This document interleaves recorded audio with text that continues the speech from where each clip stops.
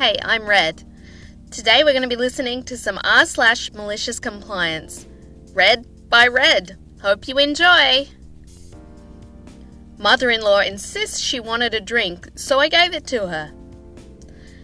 Mother-in-law never really liked me because I got her adult son to move out of their home and have a good life. She's the type to question every success you have, all the while downplaying anything in your life. Honestly, don't know why father-in-law is still with her. Yesterday was her daughter's birthday. I love her very much, like my own sister, and although she can't have an extravagant 21st birthday, we planned a nice dinner at their home. We brought everything we needed as well as drinks. She is 21 after all. She requested we get some soju. Now, for those who don't know what that is, it's a popular Korean alcohol drink. It's in these bright green bottles packaged within this bright green box, usually plastered with portraits of cute girls looking like they love this drink. At a glance, it does not look like alcohol, since American beers and such are more bland looking than this. Since their home basically had nothing for us to use for the meats we brought over, we had to go to the store a lot of times, including the birthday girl herself. We really tried to make the best of this situation, but the entire time, mother-in-law was running her mouth. "What? There's no soy sauce? What on earth?" says the woman sitting and playing on her phone, not helping us look. "Why would you move to a cheap place? What did you expect? Of course this is going to poo now," says the woman who never paid for her house. Father-in-law pays for everything. "Don't cook there. It's going to smell like meat," she says, while we're cooking in the kitchen. What's the kitchen supposed to be used for? These are only a few examples of everything she said that night. Father-in-law was nowhere to be seen, since she usually runs her mouth until she's had enough. I was mixing my concoction of soju, Yakult, sorry, I probably butchered that one, and Sierra Mist by the time she hovers over the kitchen. She asked me what I was doing with a grimace on her face. Me: "It's a Korean drink." Mother-in-law: "Why aren't you making me one?" Me: "Are you sure? This isn't just a normal drink, it's..." Mother-in-law: "Stop excluding me, I want one," says the woman, who basically sat through everything and complained the whole time. We didn't try to include her, but all we got was sarcasm and complaints. I roll my eyes and start making her one. Until I realized we got flavored soju, meaning it literally tastes like juice. So you best believe I just dunked half a bottle in the cocktail and served it with the minimal Yakult and Sierra Mist. She grumbles "That wasn't so hard, was it?" Every time she sees me head into the kitchen, she yells for me to make her another drink. Lol, okay. I keep doing so. Father-in-law joins me in the kitchen and was reading the bottles. He looks at me with a raised brow, just in time for mother-in-law to yell for another drink. In her mind, she's asking me nicely, but really all we hear is screeching. Me: "Should I give her more?" Father-in-law: "You heard her." Father-in-law shrugs with an evil grin. The nicest man was telling me to maliciously comply. Eventually, she starts to mellow out. No more yelling, no more complaints. Everyone was happy for the rest of the night. She actually was in such a good mood, she went upstairs and went to bed early. Such a good mood, in fact. Father-in-law joined us for a movie night after dinner.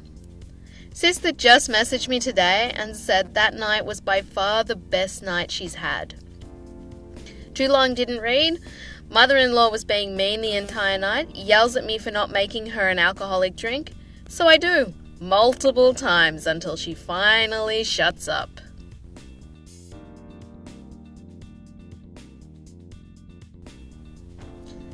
Well-hung compliance. The hero in this story is a gentleman I work with called Roger. Roger retired from his career job a few years ago and works part-time on my team to keep himself busy.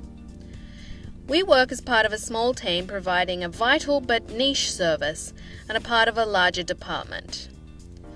We used to work in a large open plan office with the whole department, but when recent events happened, we were moved into a small office room a short distance away to continue our shift work with less exposure to other employees. Unfortunately, our new room is quite small and lacks a coat rack, so we put our coats on the back of our chairs. One day we came into work to a reminder email from management that we couldn't put our coats on our chairs and had to put them on the coat rack in the open plan office.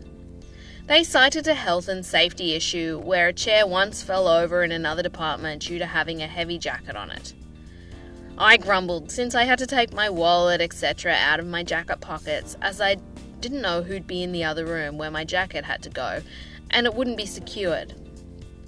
None of us were happy our coats, scarves, etc. would be in a completely separate room. I was complaining about it to Roger, and since he's just here for the fun of it, he decided to do something about it. He read the safety details in the employee manual, and the document stated, "Jackets must be hung up and not placed on chairs."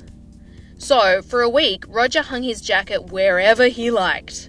On the door, on the edge of his desk, off the window ledge, even off the printer. But crucially, never off his chair. After a few days, we had an email advising that the safety document was amended to "Jackets must be hung on coat racks or coat hooks." I thanked Roger for helping, but figured that was that. I was wrong. Roger came into work with a screwdriver and a brand new coat hook. He screwed it into the back of the door and hung up his jacket.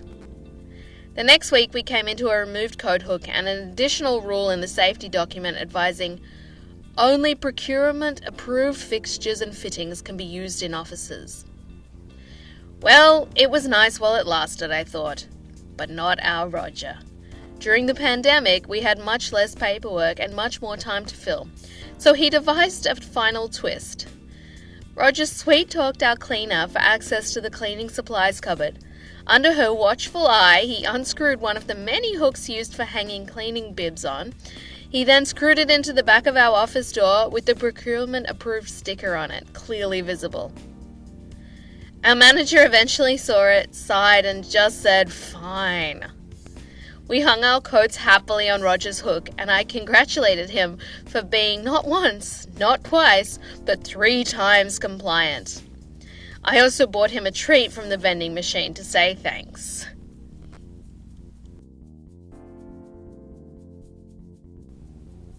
Trust your front desk staff.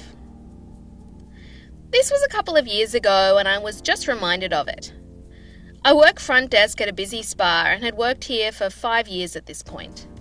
The last few months or so, we were getting these random robocalls where we would pick up the phone and get insanely loud beep in our ear and nothing else.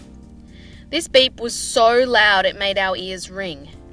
We couldn't block the number since the number always changed, but we at least had caller display, and these specific robocalls always had a long number that started with an R.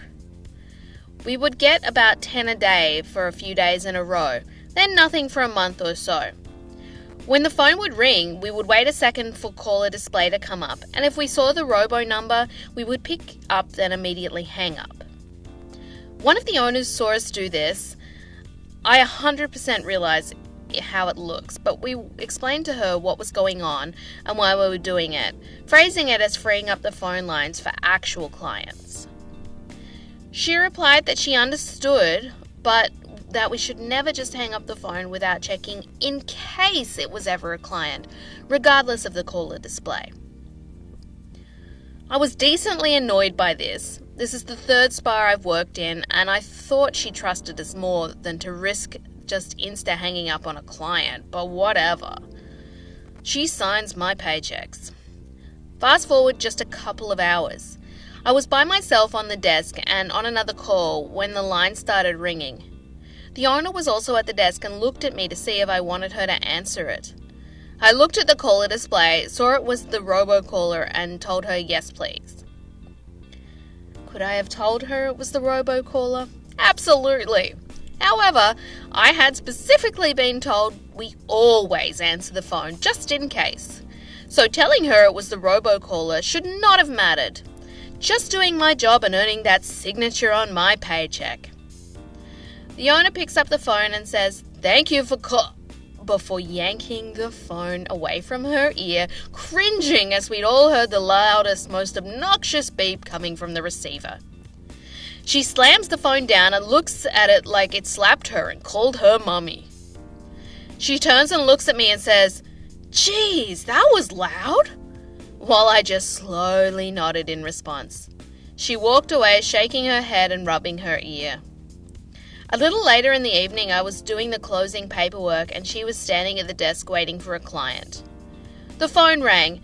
Checked the caller display, robocaller. She looked at me, I looked at her. I picked it up and immediately hung up. She just nodded slowly and went back to her phone. Occasionally to this day, she and the other owner forget to check the caller ID and get a rude reminder of why we check the caller ID. I hope you guys enjoyed that r/malicious compliance. Read by me. Read. If you did, please like and don't forget to subscribe to my channel. Thanks so much.